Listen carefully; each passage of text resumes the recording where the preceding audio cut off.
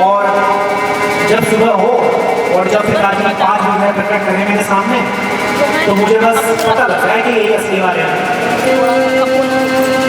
तो उस रात को क्या हुआ कि ठाकुर जी उसके स्वप्न में आए और राजा की पुत्री से बोले कि देख, ऐसा है, तेरे पिताजी मेरी बहुत सेवा करते हैं, बहुत भक्ति करते हैं, तो तेरे पिताजी मुझे ऐसे तो देंगे नहीं, और जो वो 4 विग्रह जो मैंने बनवा रहे हैं वो भी बिल्कुल मेरे जैसे ही होंगे, तुम्हें पहचान नहीं सकते।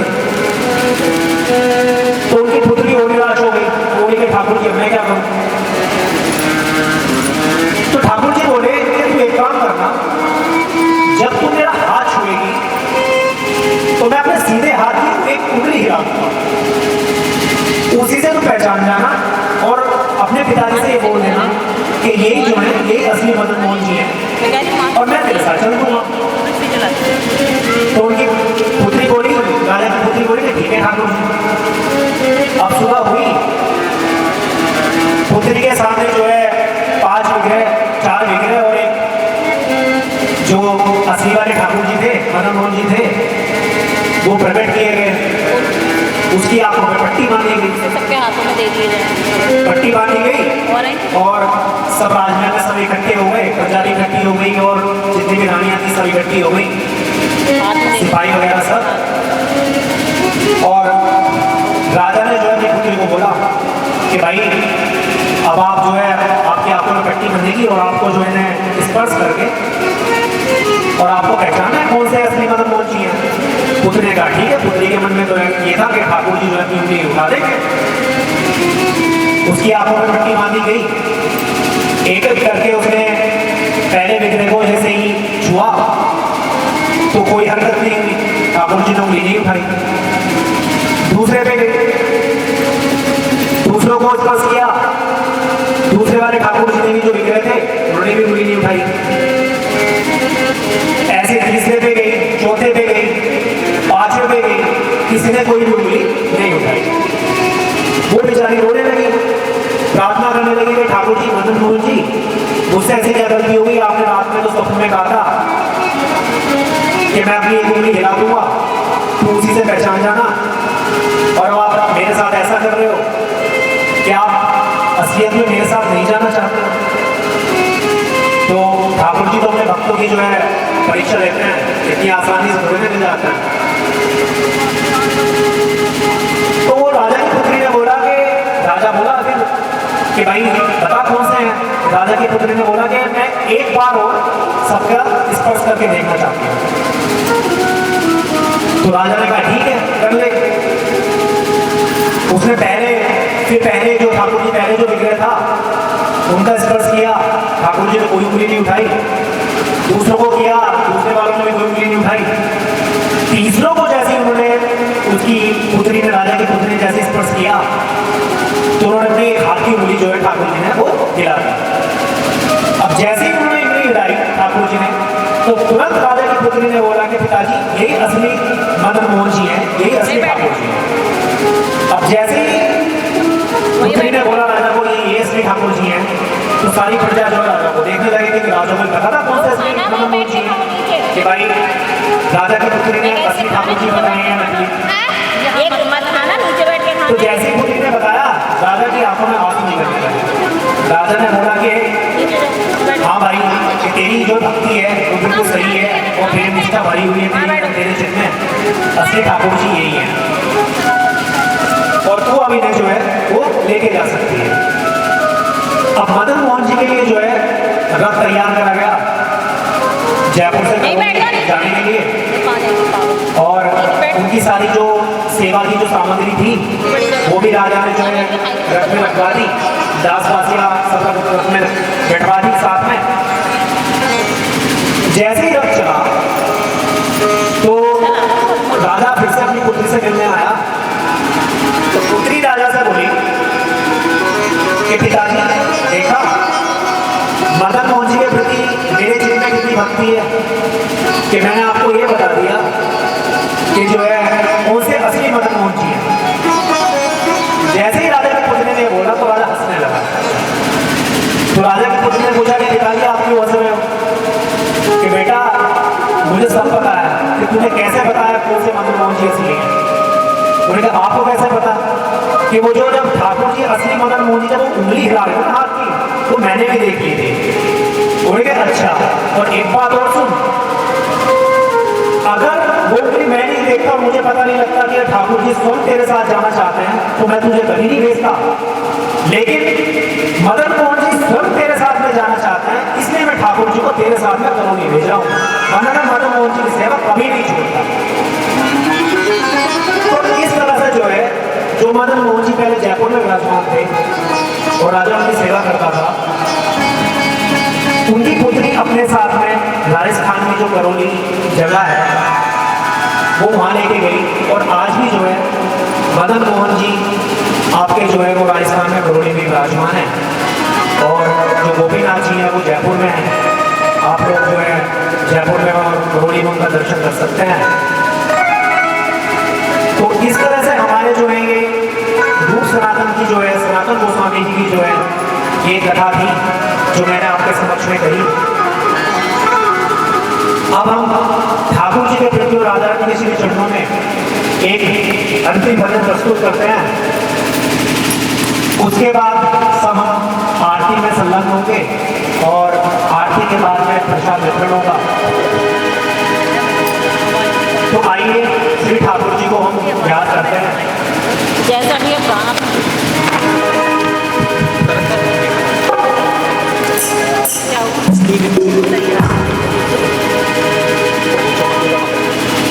ये चमक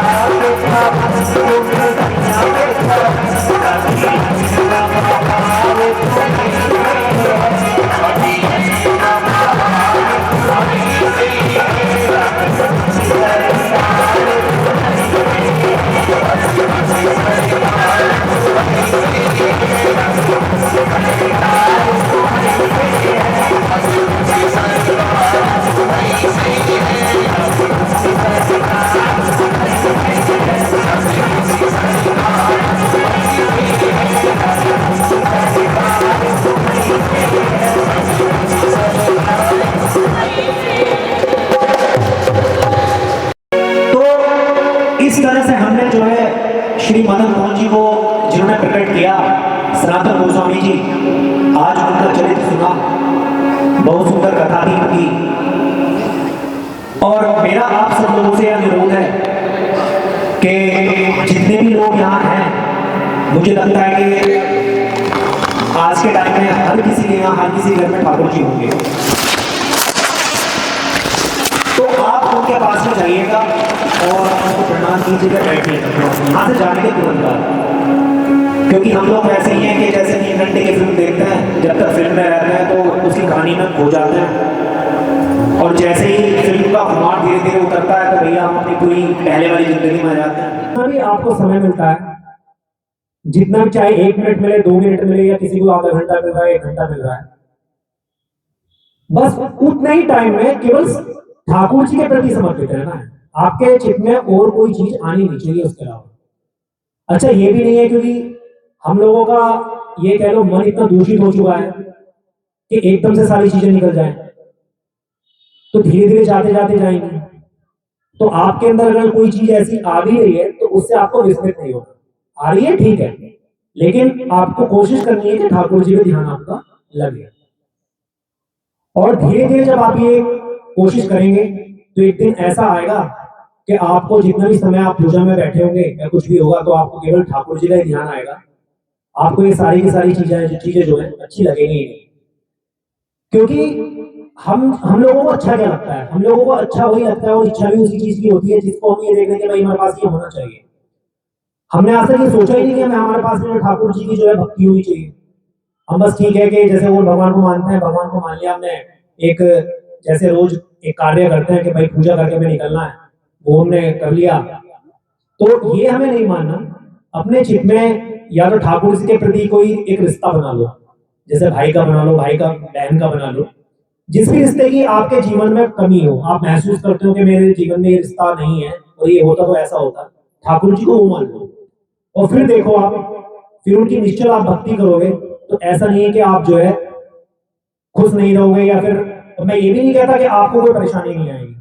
भाई परेशानियां कैसे आती हैं? परेशानियां तो जो आपका प्रारब्ध है। हमारे पूज्य प्रेमानंद जी देख लो, उनकी तो विचारों की दोनों किडनियां खराब। वो क्या कहते हैं? वो यही कहते हैं कि खराब मेरी है और मैं इस स्थिति में हूं, मेरा प्रारब्ध है, लेकिन अब मैं जो कर रहा हूं वो सही कर रहा हूं। तो हम लोगों को ये करना है कि परेशानियां हमारे यहाँ आएंगी और हमें उन्हें झेलना है। लेकिन होगा क्या कि आप अगर ठाकुर जी के प्रति समर्पित नहीं है तो आपको उन परेशानियों से, जो आपकी जो दुविधाएं आएंगी, उनसे ज्यादा परेशानी होगी। लेकिन अगर आप भक्ति में लीन होंगे तो आपको जो वही परेशानियां जो हल्की लगने लगेगी, आपको ऐसा लगेगा कि बस आई और गई। तो बस यही चीजें हैं कि आप ठाकुर जी के प्रति कोई अपना एक रिश्ता बना लो और पूर्णतया जितना भी टाइम आपको मिले, मैं ये नहीं कह रहा कि 1 मिनट, 2 मिनट, आधा घंटा बैठो, 1 घंटा बैठो, चाहे आपको आधा मिनट मिले, लेकिन उस आधा मिनट में आप ये कोशिश करो कि आपके चित्त में और कुछ भी नहीं आए, केवल आपको जो है ठाकुर जी के प्रति ही समर्पित है। तो चलिए अभी आप सब लोग खड़े हो जाइए और भगवान जी की आरती करते हैं।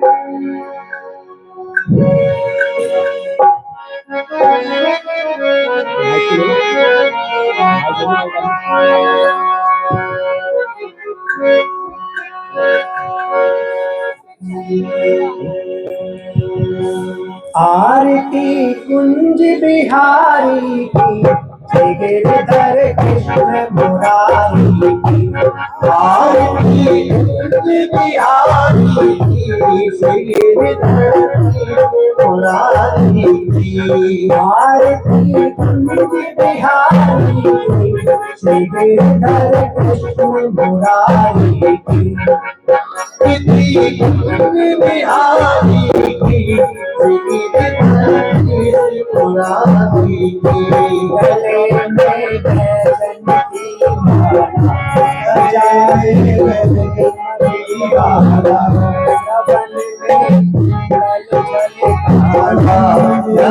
के आनंद गगन सम चमक रही हाली, रतन में ठाड़े बंदनानी, कमर सी कस्तूरी चंद्र सी झलक ललित जब इशारा धारी की श्री कृष्ण मुरारी की आरती बिहारी की श्री कृष्ण मुरारी की कनक में मोर मुकुट मिल से देव पावन सन को धर से करन सो सुमन रास भर से बड़े बड़े झूठी मधुर में गाती वाली संग अतुल रखी गोट कुमारी की श्री कृष्ण मुरारी की आरती दुनियारी की श्री कृष्ण मुरारी की आते नंदगाई सकल हारे श्री पवन देव प्रसी शिव जटा के हरे अतिथि चरण झर शिव दिवाली आरती बिहारी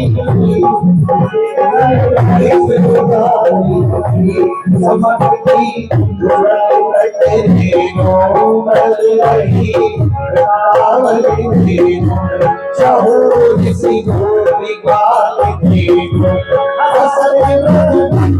चांदनी चंदी कटत भव कुंडी तेरे सुन लीली पुकारी की मुरारी की आरती बिहारी मुरारी